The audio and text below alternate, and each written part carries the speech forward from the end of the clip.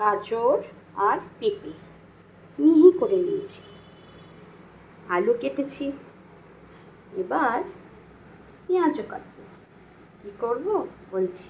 কড়াইতে সর্ষের তেল দিয়ে তার ভেতর সাদা জিরে আর মেথি সিডস দিলাম, আর দেখতেই পাচ্ছ হোল গরম মশলাও আছে।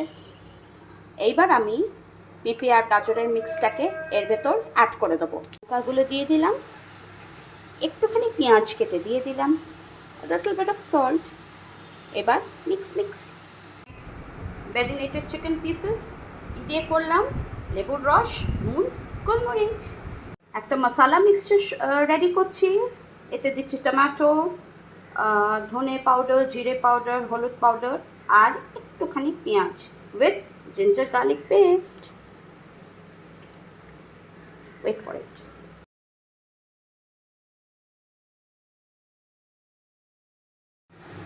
মিক্সচারটা এবার অ্যাড করে দিলাম। এটা কিছুক্ষণ কুক হবে, তারপর I'll add the chicken pieces add করে দিয়েছি, তার সাথে একটু বাটি ধোয়া জল অ্যাড করে দিয়েছি। আর এবার আমি কভার করে দেব and allow it to cook.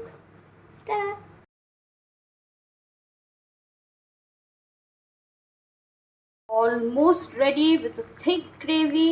এবার আমি গরম মশলা অ্যাড করব আর তারপরে ধনে পাতা অ্যাড করব, আর দেখে নেব নুন লাগবে কি না, তারপরে ওয়েট ফর ইট।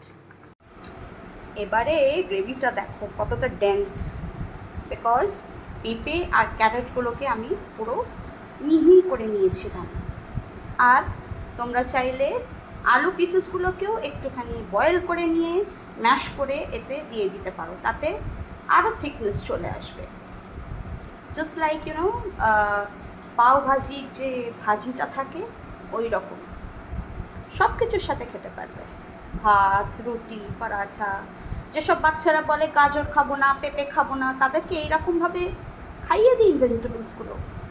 তারা